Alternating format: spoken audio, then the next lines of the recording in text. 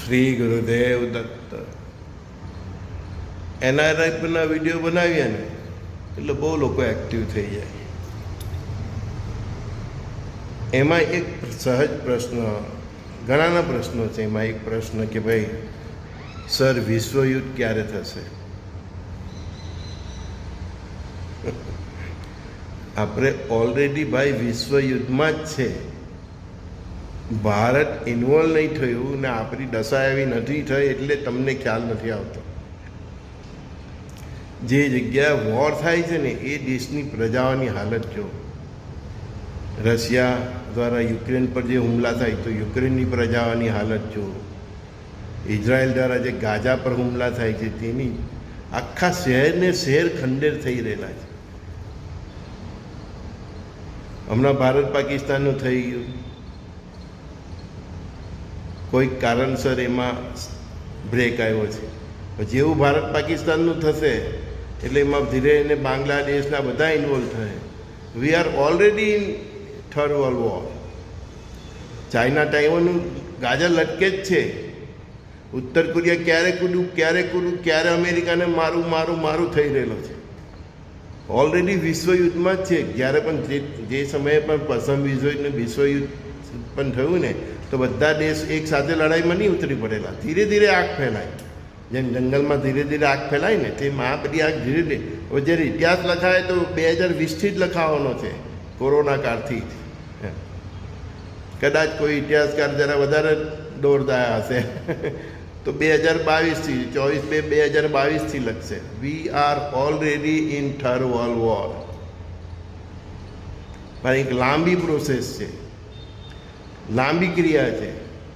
દરેક દેશ પોતાની સૂઝબૂઝ, વિચાર શક્તિ, લડાઈ ક્ષમતા વધારી રહેલું છે અને પોતાની સૂઝબૂઝ એના સ્વાદ પ્રમાણે ધીરે ધીરે આમાં ઝંપલાઈ રહેલું છે. કે પહેલાં જ કહ્યું ને કે ભારત ગમે તેટલું આમાં અલિપ્ત રહેવા માંગે, આ પરિસ્થિતિ ભારતને પણ છોડવાની નથી. ને પરિસ્થિતિ એવી નિર્માણ થઈ જાય કે ભારતને વિશ્વયુદ્ધમાં એન્ટ્રી મારવી જ પડે. તો પાકિસ્તાને હમણાં જે પહેલગામમાં કર્યું તે આપણી એન્ટ્રી પડી જ ગઈ, પણ કોઈક કારણસર આપણે હમણાં બ્રેક મારી છે, જે પણ લાંબો વિચાર કરીને એમ. પણ આ લોકો આપણને ફરી કહીને કહી હવે જે આ 7 જૂનથી પરિસ્થિતિ સ્થાત થઈ છે ને ભાઈ, હા, તો 51 ને બીજા 100 દિવસ એવા છે કે આ લોકો કંઈ ને કંઈ એવું કરશે કે જેથી કરીને ભારતે ફરી એક્શનમાં આવવું પડશે. એટલે એમ એક્શન રિએક્શન અને એમાં ક્યાં લાંબુ થઈ જવાનું છે ને ભાઈ કોઈને ખબર નથી પડવાની. દિવસ જ બહુ અઘરા છે. એમાં કમ્પ્લીટ મેં કીધું આ 7 વર્ષ સૌથી અઘરા છે એમ. બધા સ્ટેપ બાય સ્ટેપ જોડાય છે એટલે તમને આમાં કંઈક શંકા જતી હોય એવું લાગે છે. એવું નથી હોતું. વિશ્વયુદ્ધમાં પણ બધું ધીરે ધીરે જ ફેલાતું હોય. જેમ પાણી પૂર આવે ને ભાઈ, તો પહેલાં શહેરના એક દરવાજાથી આવે, પછી એક છેડાથી જાય, પછી ધીરે ધીરે બીજા છેડા છે, પછી ત્રીજે છેડે જાય, એમાં ધીરે ધીરે આખા શહેરને કબજો કરી લે. જ્યાં સુધી પહેલે છેડે આવેલું હોય ત્યાં સુધી પેલા બીજા ત્રીજા છેડાવાળાને એવું જ લાગે કે ભાઈ આપણે સેફ છે. આ જ ભ્રમમાં છે આખું વિશ્વ, તમે, હું, બધા. એટલે આ પ્રશ્નો તમને થાય કે વિશ્વયુદ્ધ ક્યારે થશે? વી are already in the third world war. હા, જાઓ હું તમને કહી દઉં છું, આપણે ત્રીજા વિશ્વયુદ્ધમાં જ છે. અટકે છે રશિયા યુક્રેનનું વોર, મિડલ ઇસ્ટનું અટકે છે. પ્રશ્નોનો જ કોઈ ઉકેલ નથી આવતો. જ્યાં સુધી રિઝલ્ટ નહીં મળશે ત્યાં સુધી રશિયા યુક્રેન વોર નથી અટકવાનું, નથી ઇઝરાયલ ને ગાઝાનું નથી અટકવાનું, નથી ઈરાન અને અમેરિકાનું ટેન્શન અટકવાનું, નથી ચાઇના તાઇવાનનું. હવે આ બધું રિઝલ્ટ પર જ, રિઝલ્ટ નહીં આવશે ત્યાં સુધી આ લોકોને કોઈ ટેન્શન અટકવાના નથી. તે જ રીતે ભારત પાકિસ્તાનનું કે આપણને પીઓકે જોઈએ છે, તો જ્યાં સુધી આપણીમાં પીઓકે નહીં આવે ત્યાં સુધી આપણને નથી અટકવાનું. ને પેલાના મગજમાં પણ ધૃતરાષ્ટ્ર જેવો ક્રોધ છે પાકિસ્તાનમાં કે ક્યારે ભીમ મળે ને એને કચરી ખાઓ. બસ પાકિસ્તાન એવી એક તકની રાહ જોઈ રહે કે હારી તો ગયેલા જ છે અને હારવાના જ છે. એને પણ ધૃતરાષ્ટ્ર જેવો ગુસ્સો છે પાકિસ્તાનને આપણી પર. કે ક્યારે કંઈક એવી તક મળે ને ભારતને બહાર ભીડી દઉં અને એના ટુકડા કરી નાખું. બસ એ એના ફાંકામાં છે.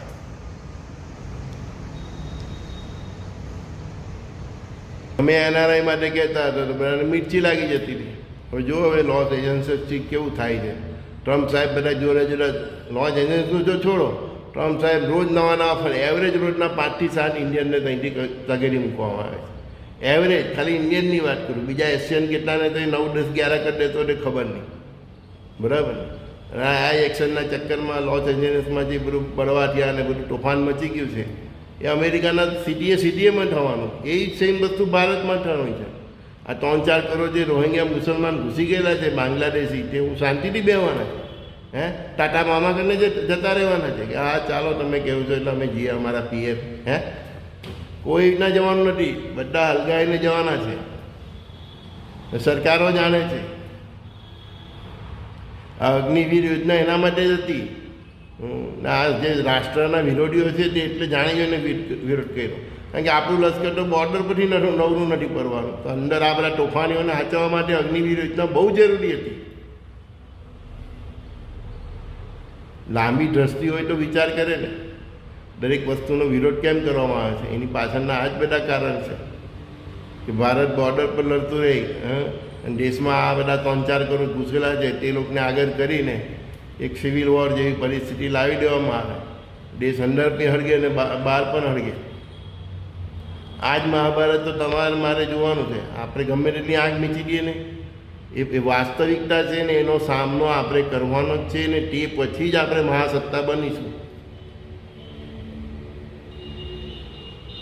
તે પહેલાં બની ગયા તો પણ આપણને મહાસત્તાનો સ્વાદ ચાખવા નહીં મળે. કારણ કે એટલી બધી ઘૂસી ગયેલી છે બીમારી જ છે. એ બીમારી એટલી બધી છે કે આપણા લોકોની બીમારી આપણને નથી દેખાતી. આપણા કરતાં કેટલા ગણો મોટું રશિયા તેની વસ્તી જુઓ, આપણા કરતાં 5 ગણું મોટું ઓસ્ટ્રેલિયા એની વસ્તી જુઓ, આપણા કરતાં કેટલા ગણું તમે ગૂગલ પર સર્ચ કરો એ લોકોની વસ્તી જુઓ. અહીંયા તો જમીન કરતાં વસ્તી વધારે છે. ભાઈ લોકોને 25 લાખનું મકાન 1 કરોડમાં લેવી પડે એવી પરિસ્થિતિ થઈ ગઈ છે. નાના નાના હાકડા મકાનમાં લોકોને પેલા માચીસના બોક્સના ઘર બનાવે ને એના ગોઠવી દેવામાં આવ્યા છે.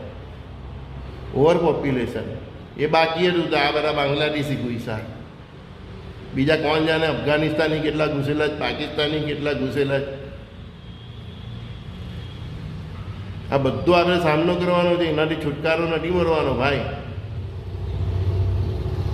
તમે આંખ નીચે દેવો, બીચ પર ફરવા ચાલ્યા જવો, બધું દુનિયાની સફર કરો, પણ આ તમારા દેશમાં જે ઘૂસેલા છે ને મચ્છર, એ તમને કડિયા વગર રહેવાના નથી.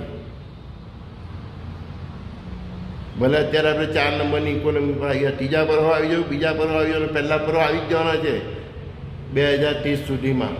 30-31 સુધીમાં આપણે મહાસત્તાઓ બની જઈશું, વિશ્વગુરુ બની જવું.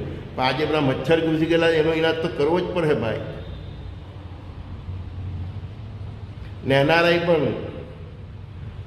આપણે તો બધાને એનઆરઆઈની શુભેચ્છા, ગુડ લક. બરાબર ને? હા, પણ પરિસ્થિતિ જેવી નિર્માણ થાય. અમારી ગણતરી એવી જ કહે છે કે એ લોકોને પાછા આવવું પડે. અમારા ગુરુ મહારાજના જે શબ્દ છે, અને ગુરુઓ, અવધૂતો, સંતો બધાના શબ્દો પથ્થરની લકીર હોય, એને ચેલેન્જ નહીં કરી શકીએ ભાઈ. અને એ જ નિર્વાણ થયું છે. તમે ગમે તે કરો ને, તમારી ગમે તેટલી ગણતરી હોય ને, તમારો દેશ છે ભાઈ. કારણ કે હવે તો તમારો ઇન્ડિયા રહ્યો નથી, હે ને? તમે એવું સમજીને જ જીવો છે ને. અમારા મિત્રો હતા, કહેતા હતા અમારા ગુરુને કે બાપજી અમે તો બ્રેડ ને બટર ખાઈને બેસી રહ્યું, હું ઇન્ડિયા નહીં આવું. ત્યારે જ અમારા ગુરુદેવના શબ્દ હતા કે સંજય આ લોકો માટે આપણે ચોખા ભરાઈ રાખેલા. મેં કહું હા બાપજી. એમ બાપજી તો હવે સહદેહ નથી. એ લોકો જે છે તે બધા યાદ કરે બાપજીને આવે ત્યારે પાછા. આ તો અમારા ગ્રુપના લોકોની વાત છે. બરાબર? એ જ રીતે બધા જ એનઆરઆઈ પાછા આવવાના છે. એ કન્ફર્મ જ છે. પણ હવે એનઆરઆઈ લોકોનું પોતાનું એ લોકોનું કેલ્ક્યુલેશન શું હોય, ત્યાંની શું પરિસ્થિતિ હોય, એ પ્રમાણે એ લોકોને જે લાગતું હોય કે. બાકી આપણી સંસ્કૃતિ, બરાબર, સૂફી સંતો જે કહી ગયેલા જે પથ્થરની લકીર છે, અને ભગવાને જે મહારાજાને પણ જ્ઞાન આપ્યું છે, તો એ જ દેખાડે છે મને કે બધા પાછા જે પાકિસ્તાનથી સિંધીઓ પાછા આવેલા એમ આ લોકો પાછા આવવાના છે. પણ એ લોકોની નોકરી ધંધા કે ત્યાંની જે સ્થિતિઓ એ પ્રમાણે અત્યારે ભલે નહીં દેખાતું હોય. 2014 પહેલાં કોઈ વિચાર્યું કે ભારત આવું હશે 2025માં? બસ એવું જ છે. ભલે હમણાં તમને નહીં દેખાતું હોય, પણ એ થવાનું જે કન્ફર્મ છે. પછી હવે એ લોકોને એમ લાગે કે ના આ બધું બોગસ વાત છે, એવું નહીં થાય, અમેરિકા તો મહાસત્તા છે ને, યુરોપ આમ છે ને, અહીંયા આટલી સુખ સગવડ છે ને, બરાબર, ઇન્ડિયામાં શું ફેસિલિટી છે ને, ફલાણું છે ને, ઢીકણું છે ને. ભાઈ ભાઈ જ્યારે જે શહેરમાં ભૂકંપ આવે છે ને, જે શહેરમાં પૂર આવે છે ને, તો સૌ બચાવ માટે ગુજરાતી પાઠશાળામાં હોય રહેવું પડે 5 કરોડના ફ્લેટવાળાને પણ, સમજ્યા? હા, એટલે કોઈ દિવસ જીવનમાં એવો ઘમંડ નહીં રાખવાનો કે અમે બ્રેડ ને બટર ખાઈ લખું પણ ઇન્ડિયા નહીં આવું.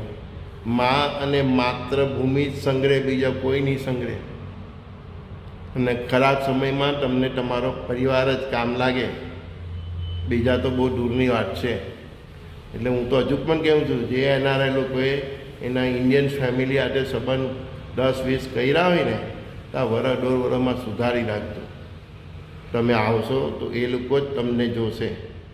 તમારા માટે અહીંયા જમીન, મકાન, પ્રોપર્ટી જે વસાવવું હોય તો વસાવી લેજો, બરાબર. જે અહીંયા સેવિંગ થતું હોય કરજો. આ અમારો દ્રષ્ટિકોણ કહે છે, આ સંજય દ્રષ્ટિ કહે છે, જે એના ગુરુએ આપી છે. બાકી તમને તમારી દ્રષ્ટિ મુબારકભાઈ, તમને ત્યાં જે ઠીક લાગતું હોય કરજો. અમારા શબ્દો તમને કડવા લાગે તો સમા, બરાબર. જ્યારે અમે પણ બાલ્ય અવસ્થા હતા, યુવાની અવસ્થામાં હતા ને, ત્યારે અમને પણ અમારા ગુરુઓના શબ્દો બહુ કડવા લાગતા હતા. પણ આજે એ શબ્દ એક પથ્થરની લકીર છે, સમજી ગયા? અને અમને એમ થાય છે કે અમારો જે ગોલ્ડન પીરિયડ હતો ગુરુઓ અવધૂતો સાથેનો 5-7 વર્ષનો, જે એમની સાથે હું 24 કલાક રહ્યો, એનો હજુ પણ હું સારો એ સમયને ઉપયોગ કરી શકતા. પણ એ જુવાની ને એમાં જેટલું મારામાં પચવાનું હતું એટલું જ મેં, એટલે મારી ક્ષમતા પ્રમાણે મેં ગ્રહણ કર્યું. અને જ્યારે જ્ઞાન થયું ને, ત્યારે આજે ગુરુ સદે પૃથ્વી પર નથી. તો તમને આજે અમારા શબ્દો બહુ ભારે લાગતા હોય, પણ જો ઇન્ડિયા આવો ને ભાઈ, અત્યારે ભલે ગાળ દેવો, પણ ઇન્ડિયા આવો તો મળજો, બરાબર. અમે તમને સારી હોટલમાં જમવા પણ લઈ જવું, ઘરે પણ બોલાવશું, તમારું શાકવટ પણ કરીશું. મનમાં કોઈ પણ કડવાશ વગર અમે તમારું સ્વાગત કરીશું. કેમ? કારણ કે તમે અમારા જ ભારતીયો છો. તમે ભૂલી જાઓ, અમે નથી ભૂલવાના. અને હા, તમારું ત્યાંનું શિક્ષણ હોય, ત્યાંનો માહોલ એવો હોય, ત્યાંનું વાતાવરણ એવું હોય એટલે તમને અત્યારે એવું લાગે કે આ ભાઈ કેવી વાત કરી રહ્યો છે, બરાબર.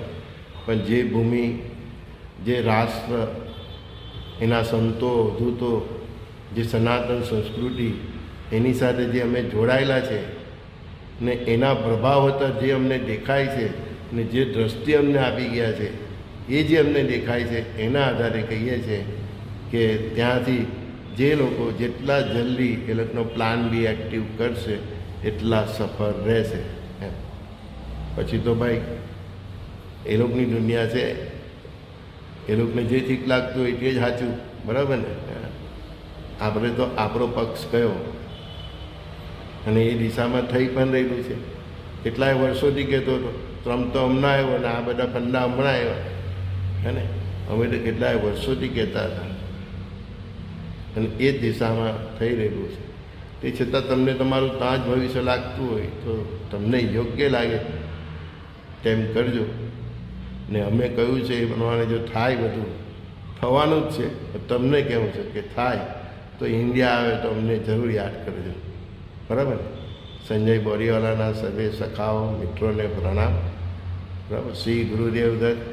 ભારતીય લોકોને પણ હું કહું છું કે 8 મહિના વરસ, 6-8 મહિના વરસ માટે તમારે પણ તૈયારી રાખવાની. તમારી જે કંઈ પણ લાઈફસ્ટાઈલ હોય તે પ્રમાણે તમારે સજ્જ રહેવાનું, બરાબર. મહિને 50,000નો ખર્ચો હોય તો એ પ્રમાણે તમારે તૈયાર રાખવાની.